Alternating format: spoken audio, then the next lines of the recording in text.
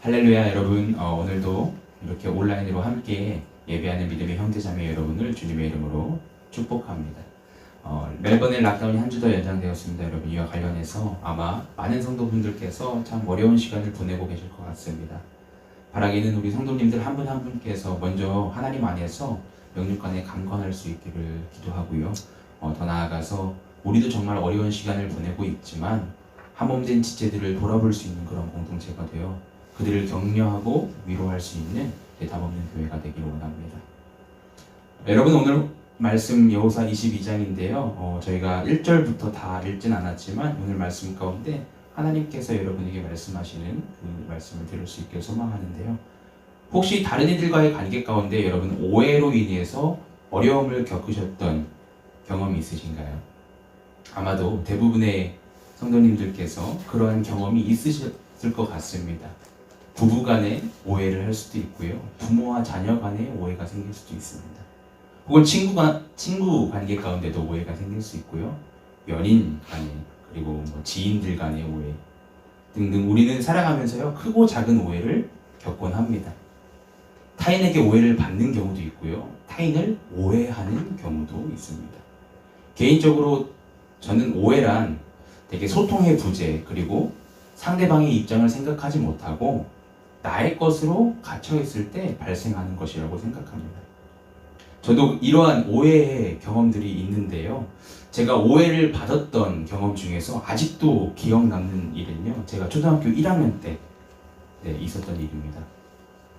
물론 아직도 제가 저를 오해했던 그 사람을 용서하지 못해서 이 기억이 선명하게 남아있는 건 아니고요. 제가 어렸을 때 받았던 충격적인 것들이 있어서 아직도 좀 선명하게 이 일이 기억나는데요. 저와 비슷한 연령대에 한국에서 거주하셨던 분들은 아실 수도 있을 것 같아요. 제가 초등학교에 갓 입학했을 때 저희 동네는요, 뭐가 유행했었냐면 그 드라큘라 이빨이라고 그 이빨에 끼는 장난감이에요. 뽑기를 하면 나오는 장난감인데 하얀 실리콘으로 만들어지거나 혹은 빨간 실리콘으로 만들어져서 아이들 이빨에 끼고 막 드라큘라 흉내를 내는 그런 장난감이 있었습니다. 저희 전도사님 기영전도님께서는 공감하시는데, 하루는 제가 치과 진료를 받고요. 여기 턱이 맞지 않습니다. 부정교합인데, 그래서 부정교합을 치료하기 위해서 교정기를 받아서 이제 그걸 끼고 학교에 갔어요. 초등학교 1학년 때. 근데 저희 담임 선생님께서, 아직 성함도 생각이 나는데 그 담임 선생님께서 제가 그 드라큘라 이빨을 끼고 왔다고 생각을 하신 거예요. 그래서 자초지종을 저에게 묻지도 않으시고 저를 막 혼내신 거예요. 애들 앞에서 엄청 혼내셨어요. 심지어 그 체벌도 하셨습니다. 신체적인 체벌도 하셨어요. 당시에 제가 엄청 억울했던 그 기억이 있어요. 그거 치과 가서 진료받고 부정교합 교정기를 끼고 간 건데, 지금은 또 뭐 투명 실리콘도 나오고 그때 당시는 잇몸 색깔처럼 선홍빛의 그런 교정기가 있었어요. 근데 그걸 끼고 갔다가 엄청 혼났던, 오해를 받았던 경험이 있습니다. 또한 제가 누군가를 오해했던 경험도 있습니다. 여러분도 계시겠죠? 이런 경험들. 이 일은 불과 몇 년 전 일인데요. 그때 몇 년 전에 제 아내의 생일이 다가오자 제가 아내 생일 선물을 막 고민하고 있었어요. 어떤 선물을 줘야 될지 고민하고 있었는데, 하루는 아내랑 이제 트램을 타고 어디를 가는 길이었습니다. 근데 아내가 저에게 어떤 낯선 사람이 신은 신발을 가리키면서 저 신발 어때? 이렇게 물어보는 것입니다. 후에 알게 됐지만 아내는 그 신발이 예쁘고 좋아서가 아니라 예전에 제가 한번 우리 커플로 같은 신발을 구매했으면 좋겠다라는 말이 생각이 나서 저런 신발은 어떤지 그냥 지나가는 말로 단순히 저한테 저의 생각을 물어본 것이었어요. 근데 저는 그걸 어떻게 이해했냐면, 저 신발이 갖고 싶다, 저 신발이 필요하다라고 이해를 한 거예요. 그래서 아내가 저 신발 어때? 한 그 신발을, 똑같은 신발을 찾으려고 멜번 시티를 막 헤맸습니다. 막 신발 가게를 5군데나 갔어요. 근데 똑같은 제품을 구매하지 못하고 비슷한 제품이 있어서 그 제품을 구매해서 아내 생일에 선물을 딱 준 거예요. 근데 아내가 굉장히 황당해하는, 이거 왜 사왔지? 라는. 물론 지금도 아내는 그 신발을 잘 신고 있습니다. 우리는 이렇게 삶에서 오해를 받는 경우도 있고요, 오해를 하는 경우도 있어요. 오늘 우리가 함께 읽은 이 여호수아 22장의 10절부터 34절의 말씀에도요, 오늘 오해 장면이 등장하며 그 오해를 해결해 나가는 모습이 나타나고 있습니다. 바로 유단 서쪽에 정착하게 된 9지파 반과 유단 동쪽에 정착하게 된 2지파 반 사이에 발생했던 오해였습니다. 물론 우리는 여호수아 22장에 기록되어 있는 여러 중요한 메시지들을 나눌 수 있지만 오늘은 이 10절부터 34절 말씀에 등장하는 유단 서쪽 지역 강가에 쌓은 제단으로 생긴 오해와 그들이 서로를 이해하게 되는 모습을 통해서 하나님께서 저와 여러분에게 말씀하시기 원하는 것이 무엇인지를 주목해 보길 원합니다. 오늘 두 가지를 함께 나누길 원하는데, 첫째는 뭐냐면 유단 동쪽에 선포되는 메시지이고요. 두 번째는 유단 서쪽에 선포되는 메시지입니다. 첫째, 유단 동쪽에 선포되는 메시지입니다. 여러분, 우리가 오늘 함께 살펴볼 여호수아 22장의 말씀은요, 단순히 관계 가운데 나타나는 오해와 소통을 통한 이해의 중요성만을 보여주는 것은 아닙니다. 물론 오늘 본문 말씀이 두 집단 사이에 발생한 오해가 소통을 통해서 해소되고 오히려 기쁨과 찬양으로 변하는 모습을 보여주고 있지만, 우리는 먼저 이 두 집단이 왜 이러한 오해를 갖게 되었는가, 그리고 도대체 무엇 때문에 이러한 오해가 발생하게 되었고 어떻게 이러한 오해가 해결될 수 있었는지 그 근본적인 원인을 조금 더 주목해 보기 원합니다. 사실 유단 동편의 지파들과 유단 서편의 지파들이 겪었던 오해는요, 한 가지 사실로 인해서 발생하고 있습니다. 그것은 바로 하나됨이었습니다. 물론 표면적인 이유는 제단을 쌓은 것이었지만 그 중심적인 핵심의 내용은 하나됨이었습니다. 그렇습니다. 오늘 본문을 잘 살펴보면요, 유단 동편 지파들과 서편 지파들 모두 하나님과 하나됨, 그리고 형제 지파들과 하나됨이 무너지는 것을 걱정하고 염려함으로 인해서 이러한 오해가 발생되었고 결국 깊은 갈등을 겪게 되었습니다. 먼저 우리가 유단 동편의 지파들의 관점으로 이 사건을 생각해 본다면요, 학자들은 대략 이 가나안 정복 전쟁이 7년 정도 이루어졌을 거라고 이야기합니다. 대략 7년간의 가나안 정복 전쟁을 마치고 이제 드디어 자신의 기업, 자신의 가족들이 있는 그 땅으로 르우벤, 갓, 므낫세 반지파는 돌아가게 되었습니다. 그런데 이제 가족들이 있는 그 땅으로 유단 동편으로 돌아가는 그들에게 한 가지 고민이 생겼어요. 그것이 무엇이냐면 바로 자신들이 유단 동편의 기업으로 돌아가서 점차 시간이 지나게 되면 자연스럽게 이 유단 서편의 형제 지파들과 하나됨이 깨어지지 않을까에 대한 염려였습니다.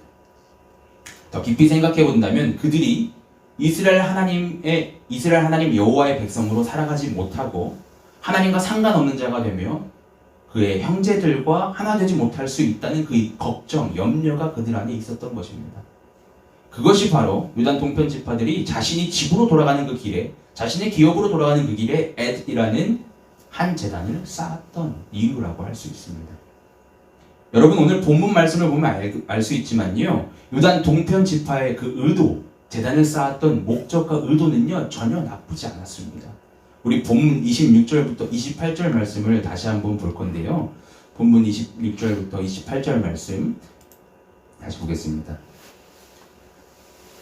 우리가 말하기를 우리가 이제 한 제단 쌓기를 준비하자 하였노니 이는 번제를 위함도 아니요 다른 제사를 위함도 아니라 우리가 여호와 앞에서 우리의 번제와 우리 다른 제사와 우리의 화목제로 섬기는 것을 우리와 너희 사이와 우리의 후대 사이에 증거가 되게 할 뿐으로써 너희 자손들이 후일에 우리 자손들에게 이르기를 너희는 여호와께 받을 분깃이 없다 하지 못하게 하려 함이라. 우리가 말하였거니와 만일 그들이 후일에 우리에게나 우리 후대에게 이같이 말하면 우리가 말하기를 우리 조상이 지은 여호와의 제단 모형을 보라. 이는 번제를 위한 것도 아니요 다른 제사를 위한 것도 아니라 오직 우리와 너희 사이에 증거만 되게 할 뿐이라.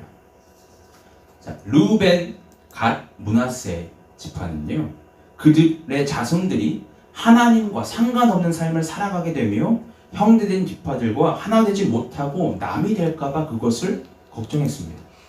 맞습니다. 인간의 연약함을 너무도 잘 알고 있던 그들은 그렇기 때문에 무언가 필요한 조치를 취한 것입니다. 저와 여러분이 충분히 공감할 수 있는 어쩌면 현실적인 고민 같습니다.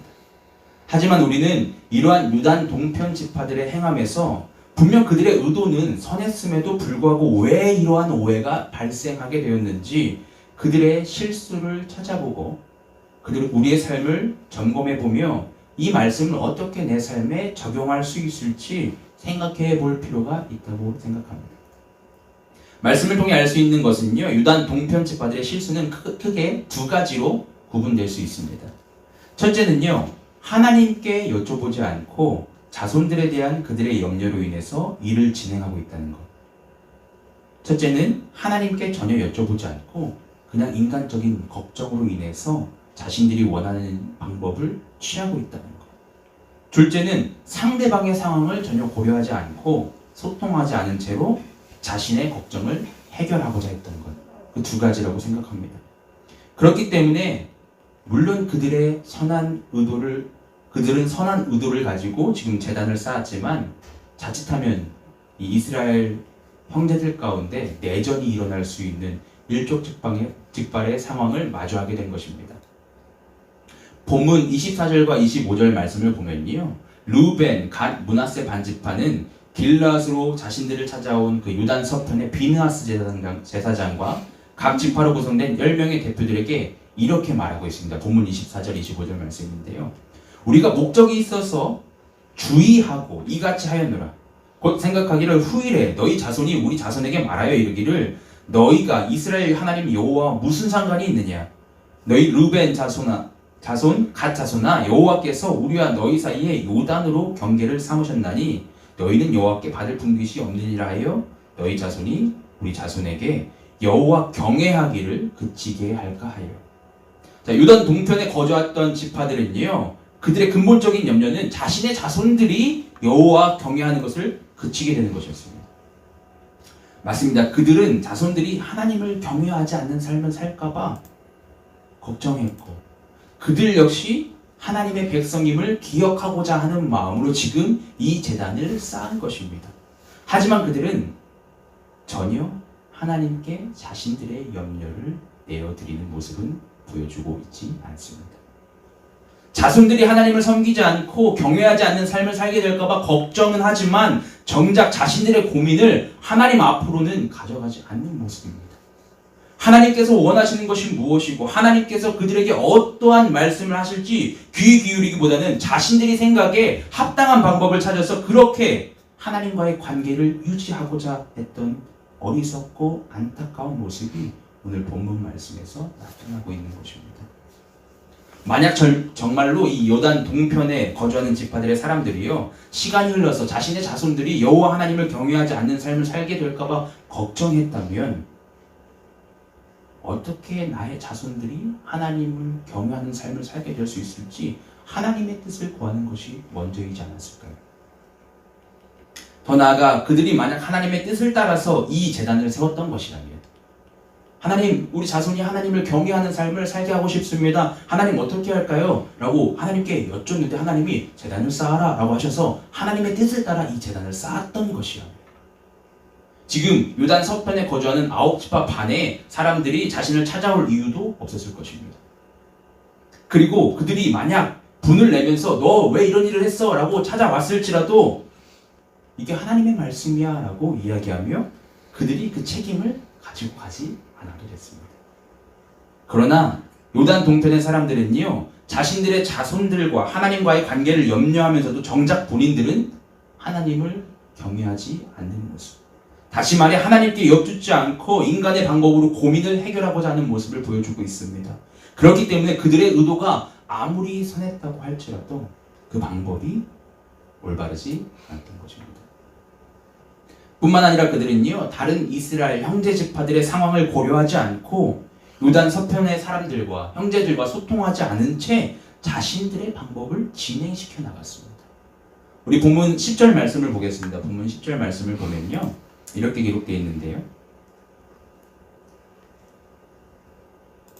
르우벤 자손과 갓 자손과 므낫세 반지파가 가나안 땅 요단 언덕가에 이르자 거기서 요단가에 제단을 쌓았는데 보기에 큰 제단이었더라. 오늘 말씀이 이제 저희가 개역개정으로 읽었잖아요. 개역개정에서는 이 구체적인 상황이 잘 안 드러나는데 이 세번역 성경 말씀으로 보면, 본문 10절 말씀을 세번역 성경으로 보면 구체적인 상황이 조금 더 드러납니다. 다시 한번 본문 10절을 세번역 성경으로 보겠습니다. 그들이 가나안 땅에 요단강 가까이에 있는 그렐롯에 이르렀다. 르우벤 자손과 갓 자손과 동쪽의 므낫세 반쪽 지파가 요단강 서쪽 지역의 강가에 단을 쌓았는데 그 단은 보기에 아주 큰 단이었다. 여러분 지금 르우벤, 갓, 이 므낫세 반 지파가요 집으로 돌아가는 길에 엄청 큰 제단을 쌓았습니다. 사람들이 다 볼 수 있을 만큼 큰 제단을 쌓았어요. 그런데 그 단을 쌓은 것만으로도 지금 다른 형제들과 오해가 생길 수 있는 상황인데 심지어 그들은 이 단을 어디에 쌓고 있냐면 요단 서쪽 지역에 쌓고 있습니다. 자신들의 기업은 요단강 동쪽 지역인데요. 제단 자체가 오해가 될 수 있는 상황 가운데 심지어 자신들의 기업이 아닌 곳에 지금 제단을 쌓고 있는 것입니다. 어떤 학자들은 그들이 제단을 쌓은 곳이 유다 지파의 땅이었을 것이라고 예상하기도 합니다. 하지만 분명한 것은요, 그들이 유단 서쪽에 지금 큰 제단을 쌓는데 유단 서쪽의 형제들과는 아무런 소통하지 않은 채 그 일을 진행하고 있다는 것입니다. 그리고 그들이 이러한 일 처리는요, 단순히 유단 서쪽의 그 땅을 침범한 정도가 아니라 이스라엘 백성에게 트라우마와 같은 일들을 떠올리게 합니다.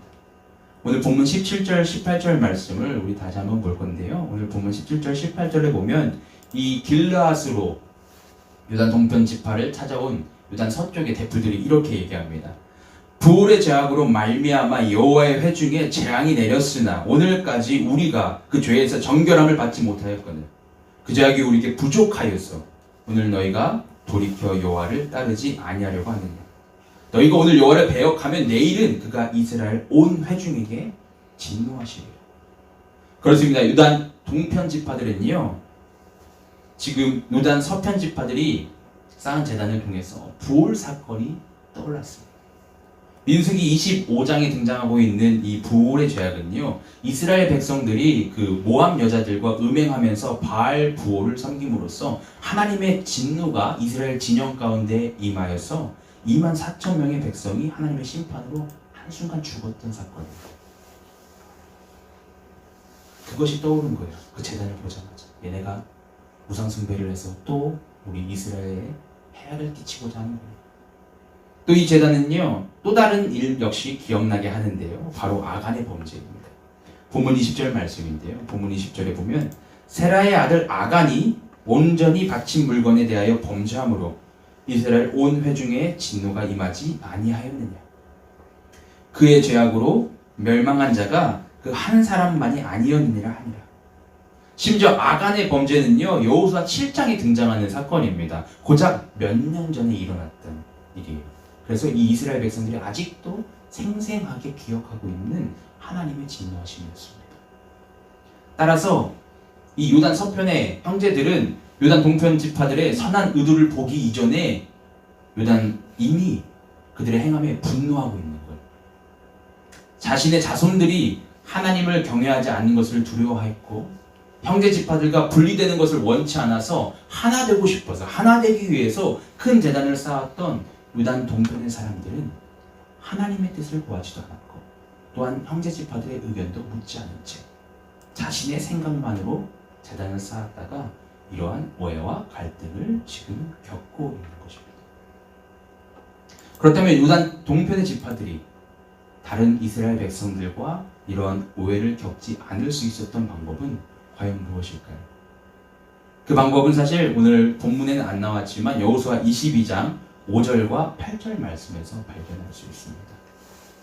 이미 여호수아는요, 이들이 자신의 땅으로 이 요단 동편 지파들을 자신의 땅, 자신의 기업으로 돌려보내면서 하나님의 백성으로 살아가는 중요성과 하나됨에 대해서 가르쳐 주었기 때문에 만약 그들이 이 말씀을 기억하고 있었다면 이런 오해는 피해 갔을 수도 있었을 것입니다.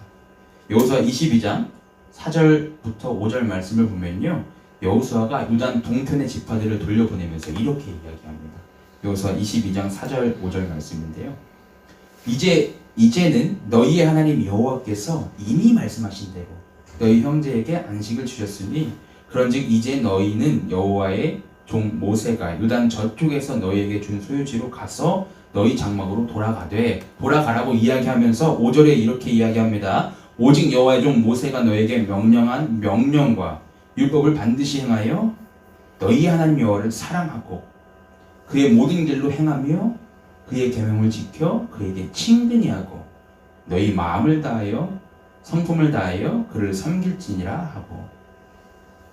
그렇습니다. 유단 동편의 지파들은요, 자손들이 하나님을 경외하지 않으면 어떡하지라는 염려, 우리 형제들과 분리되면 어떡하지라는 걱정 이전에 먼저 자신들이 하나님을 사랑하고 하나님께서 지시하는 길로 가고 하나님의 명령을 지키는 그 삶을 살았어야만 했습니다. 즉 하나님을 가까이 하면서 온 마음과 정성을 다하여서 하나님만을 섬기는 삶을 살았다면 그들의 자손들은 그러한 조상들의 모습을 보고 하나님과 함께하는 삶을 살아갔을 것입니다. 뿐만 아니라 8절에요. 너희의 원수들에게 탈취한 것을 너희의 형제와 나눌지니라는 말씀처럼 형제를 생각하는 마음, 형제와 기쁨을 나누는 삶을 살아가고자 했다면 그들은 요단 서편에 있는 형제 역시 생각하고 그 일을 진행했을 것입니다. 그렇기 때문에 하나님께서는요, 이제 요단 동편으로 돌아가는 이 두 지파 반에게 이미 미리 여호수아를 통해서 그 말씀을 하셨던 것입니다. 하지만 말씀 가운데 깨어있지 못했던 이 유단 동편의 지파들은요, 실수하고 오해와 갈등의 상황을 겪습니다. 따라서 우리는 이러한 유단 동편 지파들의 모습을 통해서 우리의 삶을 점검해 보기를 원합니다. 어쩌면 내가 겪었던 오해들 혹은 지금 겪고 있는 누군가와의 오해 상황이 이미 우리에게 선포된 그 하나님의 말씀을 내가 붙잡고 살아가고 있지 않기 때문에 있는 것은 아닙니까? 혹은 여러 고민 가운데서 겸손히 하나님의 뜻을 구하는 지혜가 부족했기 때문이거나 주변 형제들의 상황과 환경을 고려하여 다른 이들의 관점으로 바라보고자 하는 그 배려 깊은 마음이 없어서 발생했던 것은 아닙니까? 혹시 여러분들께서 지금 어떠한 오해의 시간들을 겪고 계시다면 오늘 여러분에게 말씀하시는 하나님의 말씀에 귀 기울일 수 있기를 소망합니다. 그렇게 해서 나의 지식과 방법으로 무언가를 해결하기에 앞서서 하나님의 지혜를 구하며 살아가면서 하나님의 말씀에 반응해서 하나님의 말씀에 순종해서 살아가는 삶, 그러한 우리 믿음의 공동체가 되기를 주님의 이름으로 축원합니다. 두 번째로 우리는요, 본문 말씀을 통해서 유단 서쪽에 선포되는 메시지 역시 살펴보기를 원하는데요.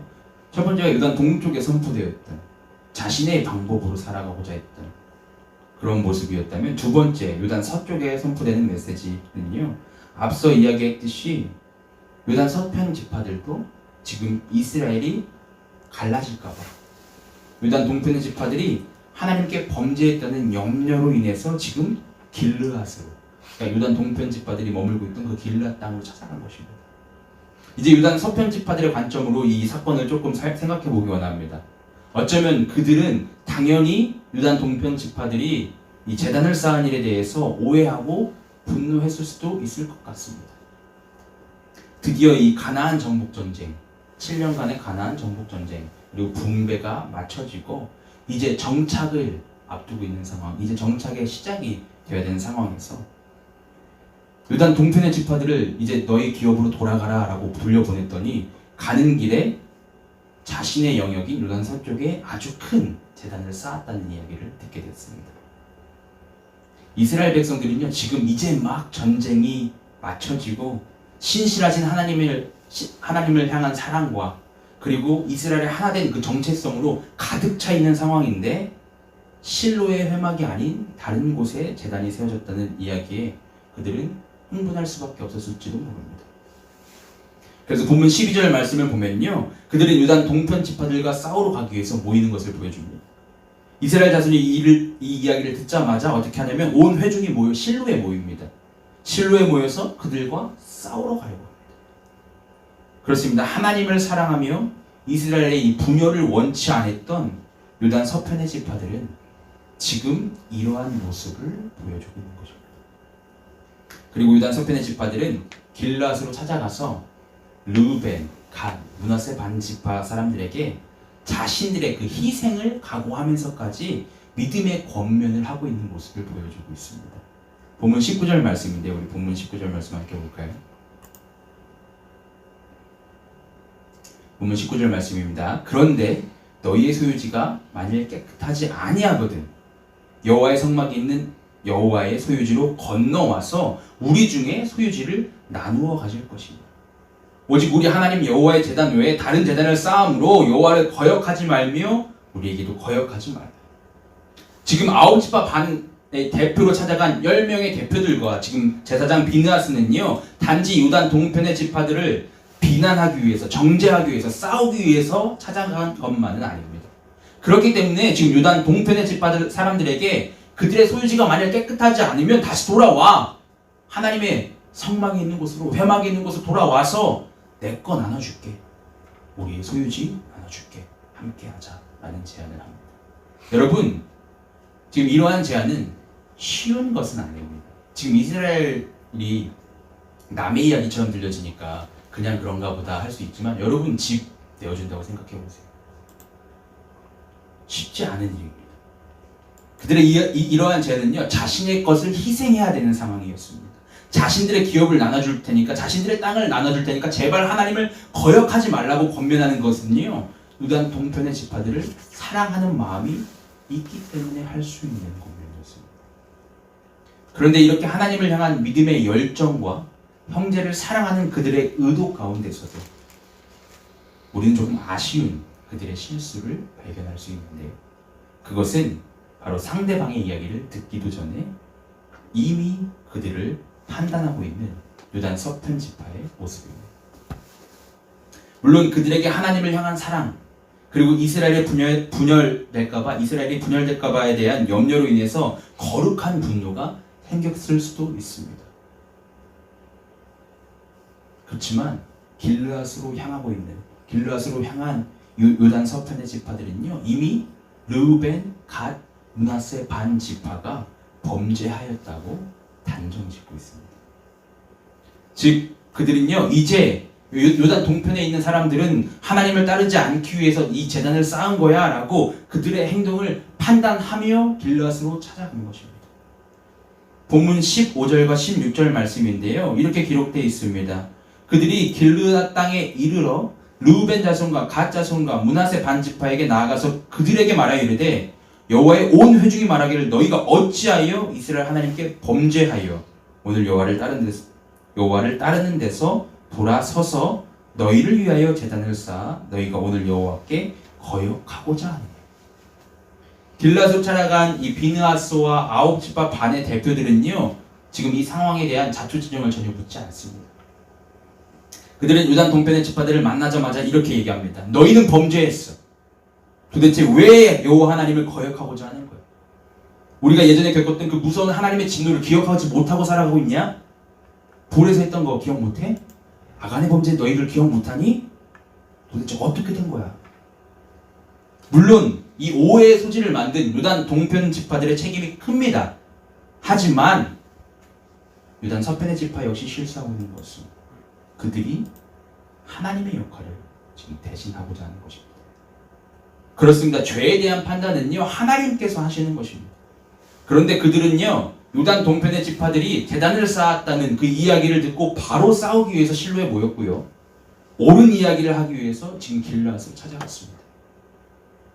요단 동편의 지파들과 마찬가지로요 그들은 하나님의 뜻을 구하기에 앞서 자신들의 의로움을 앞세워서 길르앗으로 향한 것입니다. 만약 그들이 요단 동편에 거주하고 있는 자신들의 형제들이 정말 하나님을 거역해서 우상 숭배하고 그러한 삶을 살아가게 될까봐 걱정되고 하나님의 이름이 깨어질까봐 염려되었다면 사실 그들은 길르앗을 향하기 전 앞서서 먼저 하나님께 형제 지파들을 위해서 애통함으로 긍휼하심을 구했어야 합니다. 그리고 하나님께서 말씀하신 것을 그들이 듣고 난 뒤 하나님의 말씀에 순종함으로 나아갔어야 합니다. 하지만 그들은 이미 요단 동편의 형제들을 자신들의 그 생각으로 판단하고요 찾아갑니다. 여러분, 이게 유단 서편 지파들이 했던 실수입니다. 야고보서 4장 11절부터 12절 말씀을 보면요, 이렇게 기록되어 있습니다. 형제들아, 서로 비방하지 말라. 형제를 비방하는 자나 형제를 판단하는 자는 곧 율법을 비방하고 율법을 판단하는 것이라. 내가 만일 율법을 판단하면 율법의 준행자가 아니요 재판관이로다. 입법자와 재판관은 오직 한 분이시니 능히 구원하시기도 하시며 멸하기도 하시느니라. 너는 누구이기에 이웃을 판단하느냐. 하나님의 백성들은요, 율법의 재판관이 아니라 율법을 준행하는, 율법을 행하는 사람들입니다. 그렇기 때문에 다른 이들을 판단하는 역할은 우리의 목이 아닌 것입니다. 물론 하나님께서 우리에게 하나님의 심판을 전하게 하실 수도 있지만, 지금 길르앗으로 찾아온 이 유단 서편의 지파들은요, 하나님의 뜻을 구하기도 전에 자신의 거룩한 분노, 자신의 의로움으로 말미암아 형제들을 판단하고 정죄하는 마음으로 나아갔던 것입니다. 그리고 이렇게 자신들의 의로움으로 분을 내었던 유단 서편의 지파들은요, 지금 길르앗을 찾아갔는데 르우벤, 갓, 므낫세 반지파가 제단을 쌓았던 목적과 이유에 대해서 듣게 된 후 그들의 의중을 이해하게 되었습니다. 그러자 본문 30절과 31절 말씀에 그들은 이렇게 얘기합니다. 제사장 비느하스와 그와 함께한 회중이 지도자들 곧 이스라엘의 천천의 수령들이 르우벤 자손과 갓 자손과 므낫세 자손의 말을 듣고 좋게 여긴지라. 좋게 여기게 됐어요. 그들의 이야기를 듣고 나서. 제사장 엘르아셀의 아들 비느하스가 르우벤 자손과 갓 자손과 므낫세 자손에게 이르되 우리가 오늘 여호와께서 우리 중에 계신 줄을 아노니 이는 너희가 이 죄를 여호와께 범하지 아니하였음이니라. 너희가 이제 이스라엘 자손을 여호와의 손에서 건져내었느니라 하고. 더 나아가 이제 그들은 이 이야기를 듣고서요, 다시 이스라엘 백성에게 돌아가서 그 말을 전합니다. 그 말을 전하자 이스라엘 백성들은 어떻게 이야기하냐면, 이제는 더 이상 멸하자는 말을 하지 않고요, 하나님을 찬송하고 마음이 즐거워졌어요. 그들의 분노가 즐거움과 찬송으로 바뀌었던 것입니다.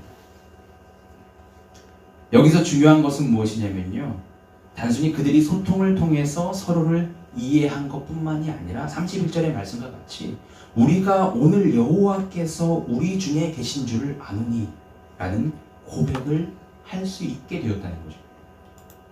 그렇습니다. 유단 서편의 지파들은요, 비록 자신들의 의로움이 앞서서 지금 길르앗으로 자신의 형제들을 찾아왔지만 형제들과의 대화를 통해서 무엇을 깨닫게 되냐면 여호와 하나님께서 그들과 함께 계시다는 그 사실을 깨닫게 됩니다. 31절에서 말하고 있는 우리 중에는요, 유단 서쪽의 지파들만 이야기하는 것이 아니라 이스라엘 모든 족속을 이야기하는 우리 중에라는 뜻입니다. 따라서 이스라엘이 여호와 하나님과 함께하며 믿음으로 하나된 공동체임을 깨닫게 된 순간 그들의 오해는 해결될 수 있었던 것입니다. 우리는 이 사실을 기억해야만 합니다. 혹시 우리가 지금 누군가를 오해하고 있지는 않습니까? 만약 그렇다면 나는 여호와 하나님께서 지금 이 일 가운데 어디에 계시며 무엇을 원하시고 어떠한 일을 하고 계신지를 주목해 보아야 합니다. 우리는 유단 동편과 서편의 지파들처럼 분명 같은 마음과 의도를 갖고 있지만 서로를 오해하는 경우를 마주하게 될 수 있습니다. 그 가운데서 우리가 취해야 되는 태도는요, 인간적인 방법으로 그 오해를 해결하기 힘쓰거나 나의 옳음을 증명하면서 타인을 판단하는 것이 아니라 하나님의 말씀에 민감하게 반응하고 하나님께서 지금 이 가운데 우리 중에 함께 계신지를 점검해 봐야 되는 것입니다. 이것이 오늘 말씀을 통해서 유단 서편 지파들에게 선포되는 주님의 메시지입니다. 말씀을 정리하겠습니다. 오늘 우리는 여호수아 22장 말씀을 통해서요, 이스라엘 백성들, 유단 동편에 살았던 지파들, 유단 서편에 살았던 지파들에게 전해진 메시지를 살펴보았습니다. 유단 동편과 서편의 지파들에게 선포된 하나님의 메시지의 핵심, 그것은요, 내가 하나님보다 앞서지 않고 매 순간 주님의 뜻을 구하는 삶을 살아가고자 힘쓸 때 우리는 불필요한 오해가 발생하지 않을 수 있고 주님 안에서 하나됨으로 서로를 이해하며 기쁨으로 하나님을 찬양하고 하나님께 영광 돌리는 삶을 살아갈 수 있다는 것이었습니다. 물론 우리는 인간이고 연약하기 때문에 우리의 삶 가운데 모든 오해가 없어지지 않을 수도 있습니다. 하지만 우리 중에 계시는 그 하나님을 붙잡고 살아갈 때 우리의 모든 원수된 것, 모든 막힌 담을 허무신 예수 그리스도의 은혜로 말미암아 우리가 오해를 만드는 자가 아니라 그 주님의 화평을 전하는 자로 살아갈 수 있게 될 것입니다. 여러분의 상황 가운데, 우리의 일상 가운데 많은 오해가 있습니다, 여러분. 제가 특별한 예를 들었지만 여러분들께서도 관계 가운데 오해와 갈등이 생기실 수 있어요. 근데 그 가운데서 우리가 주목해야 되는 것은 이 상황을 바라보는 게 아니라 이 상황 가운데 계시는 하나님을 바라봐야 된다는 것입니다. 그럴 때 우리는 오해로 더 큰 오해를 만들고 갈등으로 불화를 만드는 것이 아니라 하나님 안에 하나 되고 하나님과 하나 되고 우리 이웃들과 하나 되고 우리 형제 자매들과 하나 될 수 있는 그러한 예수 그리스도를 닮은 자로 살아갈 수 있을 것입니다. 오늘 말씀을 통해서 여러분에게 선포되는 하나님의 메시지를 주목하시길 바랍니다. 비록 제가 잘 설명할 수 없지만 하나님께서 여러분에게 이 말씀 여호수아 22장 말씀을 통해서 오늘 이야기하고 계시는 그 말씀을 주목할 때 여러분의 삶이 오해로 물드는 것이 아니라 하나님 안에서 하나됨으로 기쁨을 누릴 수 있는 그러한 우리 믿음의 공동체가 될 수 있기를 다시 한번 예수 그리스도의 이름으로 축원합니다. 아멘.